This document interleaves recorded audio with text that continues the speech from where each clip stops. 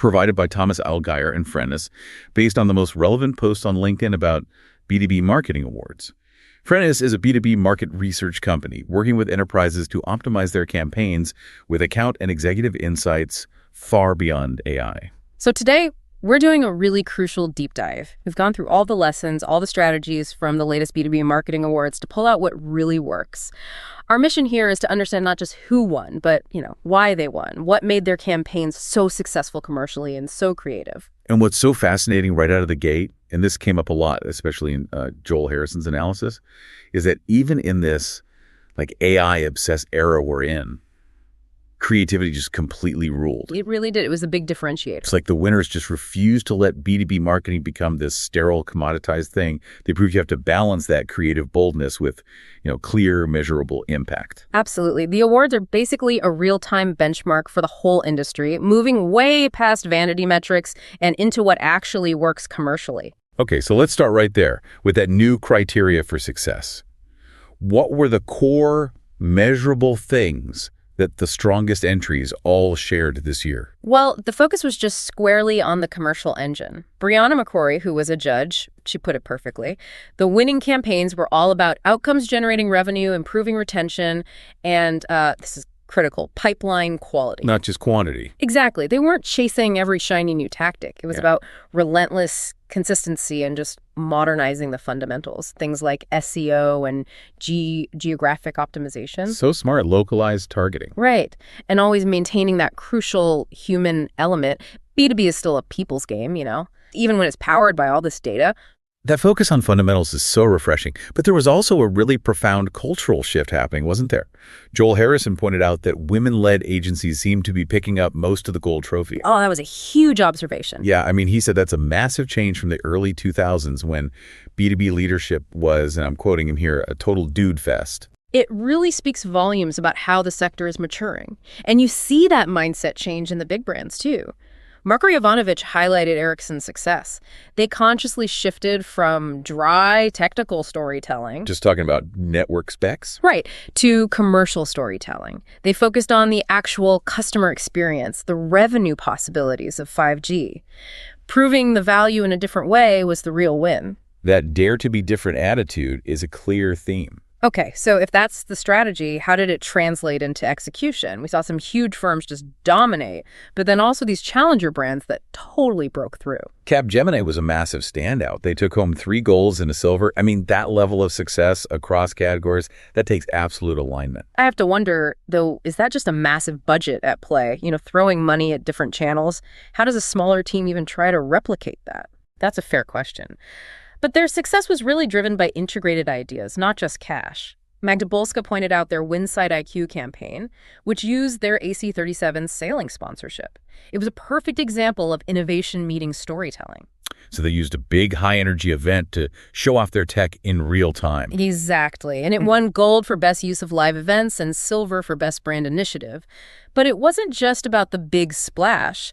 Their content, the Cloud Realities podcast, also got gold for best content and best customer retention. Right, so create a powerful experience and then use something consistent, like an always-on podcast, to keep people engaged long after. Precisely. It proves one core idea, if you execute it deeply, can hit multiple commercial goals. But to your point about smaller teams, we have to talk about Free Agent. It's such a powerful counter-narrative. Oh, Free Agent, yes. Kirsty Mitchell and Laura Jenkins were just ecstatic. They're winning through Wit Not Wallet campaign, won gold for best use of media. This tiny team beat Hewlett-Packard. In the same category. It just defied expectations. Laura Jenkins said they did it with hyper-targeted creative and a super tight media strategy. They used digital, out-of-home, and of course that legendary van. That van circling account text. Anyone who was there remembers it. Yeah. It was this perfect, witty, localized moment of disruption. It showed that if you can focus your spend that intensely, you can just overwhelm a much bigger competitor's budget. As Charlie Bell noted, creative relevance and humor beat sheer volume. That's a huge lesson in agility, isn't it? It really is. And you have to give credit to the agencies behind this work. Gravity Global won Agency of the Year and Differentiated got silver. John Buckthorpe said that was down to their relentless operations team. That operational rigor is the perfect lead-in to launches. Because it's clear these aren't just product updates anymore. They're major award-winning brand events. Totally. Circle won silver for the Doritos Dynamita launch. That's consumer-grade execution getting recognized in B2B. And more fundamentally, Carrie Made and Clarion showed that one single brand platform, their Cheddalicious concept, could support multiple awards, grabbing Best Product Launch and another gold. I love the innovation in the execution, too. Waven's Hep2O keyless launch. That's a great case study in focused influence. They won gold for best use of social media and influencer marketing. And Ali Fahey pointed out that success came from engaging the trade influencers. People who actually use the product. Exactly. And it worked because they also won bronze for product launch. It shows the whole integrated approach paid off. And the tools for these launches are getting so sophisticated. Immersive digital experiences are mainstream now. Palo Alto Network's Innovation Shuttle got silver for best digital experience.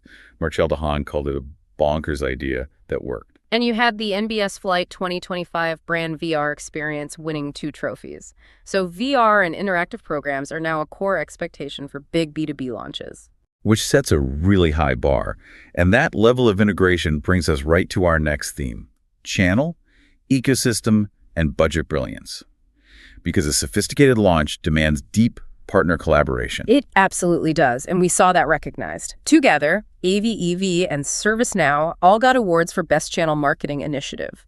Mohseni Jazz and Isabel Campos both said that collaboration was the key to ServiceNow getting gold. So the channel's crucial. Crucial. And what's really inspiring, especially for smaller teams working with limited resources or limited MDF, the market development funds, is the success people had with really precise spending. You don't need the biggest budget, you need the smartest one. That's it.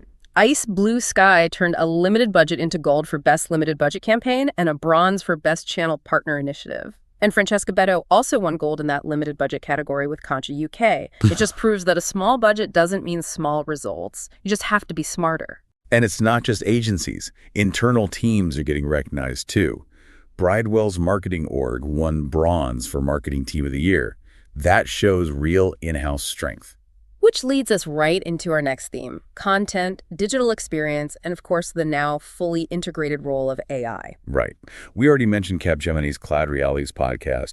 Dave Chapman highlighted how the longevity of that always-on format is so much more powerful than a single-hit campaign. And that idea extends to research. Laura Priesbeck pointed out how recurring reports, like the One Advanced Annual Trends Report, are now basically treated as strategic products.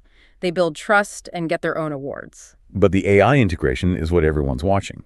KPMG UK just confirmed that AI-enabled journeys are fully embedded now. They won 2 golds for their It's Time for AIX campaign. Yeah, best use of AI in customer engagement and best digital experience. Hannah Todd shared how exciting that was for them. So AI isn't just for back-office stuff anymore. It's for personalizing and elevating the frontline customer journey. That's the new model. AI driving these sophisticated digital experiences that feel totally customized. And then for just overall excellence, the sources couldn't stop talking about 6 Sense. Their performance was a total sweep. It was incredible. B2B Marketing Team of the Year, Best Use of Live Events, and their leader, Stefano Icano, was named B2B Marketer of the Year. Wow. That kind of domination just speaks volumes about their quality. They've mastered using live events as part of a totally integrated, personalized experience that actually drives pipeline. It's the ultimate winning formula. That brings us to our final theme, and it's a really important one: purpose and measurable social impact. These aren't just a side category anymore, are they? Not at all. They're core. The big standout was Wood Mackenzie and the Let's Share the Sun Foundation. They won Best Purpose-Led Initiative for bringing solar power to communities in Puerto Rico. And what was so significant, and a bunch of Wood Mackenzie staff stressed this, was that this work was judged right alongside all the core commercial campaigns. It wasn't in some separate special category. Exactly. That confirms that measurable social and environmental impact is now a standard lens for evaluation. We also saw Pick Everard's Get Zero campaign win silver in the Best Limited Budget category. So you can embed sustainability into your narrative even without huge resources. If you enjoyed this deep dive, new episodes drop every 2 weeks. Also check out our other editions on field marketing, channel and partner marketing, ABM, AI and B2B, MarTech, go-to-market, and social selling. And here's the thought I really want to leave you with. Looking at all these winners, from a gold-winning podcast to Free Agent's witty van to that purposeful solar initiative in Puerto Rico, the question for every B2B professional is pretty simple. Are you focusing on the ruthless, consistent fundamentals that get actual commercial results, or are you still chasing every shiny new tactic just because it's labeled innovation?